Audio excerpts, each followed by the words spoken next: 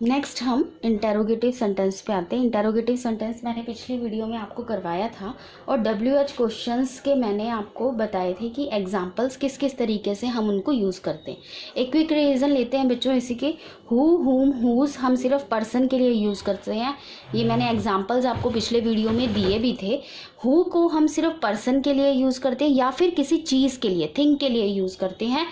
उसके बाद वट जो है हमारा किसी सब्जेक्ट यानी कर्ता के लिए यूज़ होता है और विच जो है हमारा ऑब्जेक्ट के लिए यूज़ होता है। Because there are lot of choices. Which कहाँ यूज़ करेंगे? Which of these things do you like to eat, means हम कई सारी चीज़ों में से एक चॉइस पूछ रहे हैं किसी से कि आप क्या खाना पसंद है, means that is related to the object.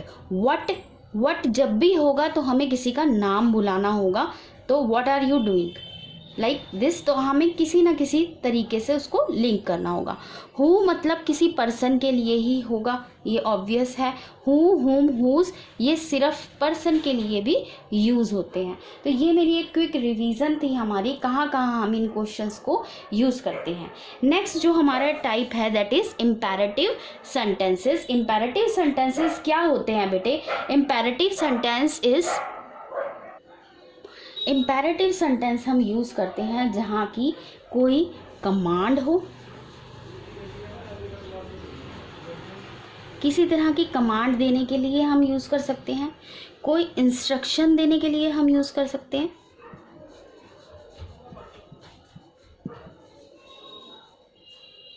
कोई रिक्वेस्ट के लिए हम यूज़ कर सकते हैं,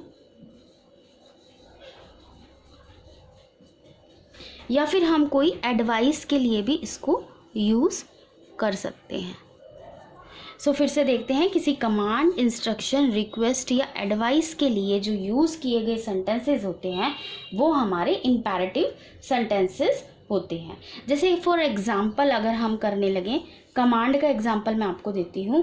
keep off the glass, move to the right, move to the left, turn to the right, turn to the left, sit down on the bench. तो means क्या हुआ? मैं कमांड दे रही हूँ, तो कमांड क्या होगी हमारी इम्पेरेटिव सेंटेंस के अंदर आ गई। नेक्स्ट हम इंस्ट्रक्शन, किसी भी काम को करने के लिए जो इंस्ट्रक्शंस दी जाती हैं। Put this notice on the notice board, मैंने इंस्ट्रक्शन दी। Keep yourself away from the fire, मतलब इंस्ट्रक्शंस के द्वारा मैंने कोई काम आप खुद कर रहे हो लेकिन मैं उसके लिए आपको इंस्ट्रक्ट कर रही हूँ, that is our instructions. Next जो आते हैं हमारे दैट इज रिक्वेस्ट। रिक्वेस्ट तो आपको पता ही है, उसके बारे में ज़्यादा बताने की ज़रूरत नहीं। जब भी हम प्लीज़ का यूज़ करते हैं दैट इज़ अ रिक्वेस्ट, उसको हम रिक्वेस्ट कहते हैं। नेक्स्ट है एडवाइस। एडवाइस भी आपको पता है, इन एडवाइस ओब्लाइज मतलब ओब्लाइज वे में दिया गया एक स्टेटमेंट है, जिस तरह से do your homework regularly, always ओबे योर टीचर्स, ओबे योर एल्डर्स, ओबे योर पेरेंट्स। तो इस तरह से ज़्यादा कुछ मुश्किल नहीं है इम्पेरेटिव सेंटेंस को पहचानना। जब भी हम कोई कमांड, इंस्ट्रक्शन, रिक्वेस्ट या एडवाइस देते हैं तो उस तरह के सेंटेंसेस को हम क्या कहते हैं? Imperative sentences. नेक्स्ट जो हमारा आता है that is exclamatory sentences, that is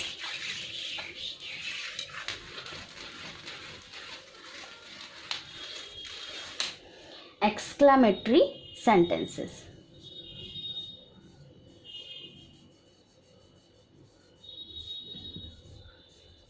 तो एक्सक्लामेटरी सेंटेंसेस का मतलब क्या होता है?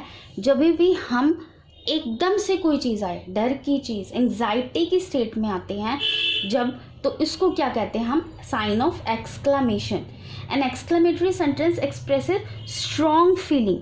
इनको हम कैसे पहचानेंगे? जब कोई स्ट्रॉन्ग फीलिंग होगी, वो स्ट्रॉन्ग फीलिंग अच्छी की भी हो सकती है और बुरे की भी हो सकती है, यानी it can be of Joy and it can be of great. तो हम किसी भी तरीके की जो फीलिंग, एक्सेसिव फीलिंग जो होगी उसको हम क्या कहते हैं? Exclamatory sentences. Like how beautiful the butterfly is, how beautiful the butterfly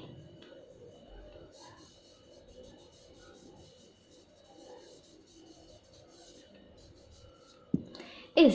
ना how beautiful the butterfly is, इसके आगे हम इस तरह का जो साइन है वो हमेशा लगाएंगे। ये इसका एग्जाम्पल हो गया। इसके और भी बहुत सारे एग्जाम्पल है, जैसे hurray today is our holiday, ah what are you doing. Means इस टाइप के जो सेंटेंसेस, इनके वर्ड से ही जो आपको है पता चल जाएगा कि ये exclamatory sentence, these types of sentences are known as exclamatory sentences. So इससे रिलेटेड जो एक्सरसाइज है हमारी टाइप्स ऑफ सेंटेंसेस से रिलेटेड, वो मैं आपको दूंगी और आप सॉल्व करेंगे। और नेक्स्ट वीडियो में जो मेरी पहले वीडियोस के सॉल्यूशंस हैं वो भी, और जो इस वीडियो की सॉल्यूशन है वो भी मैं आपको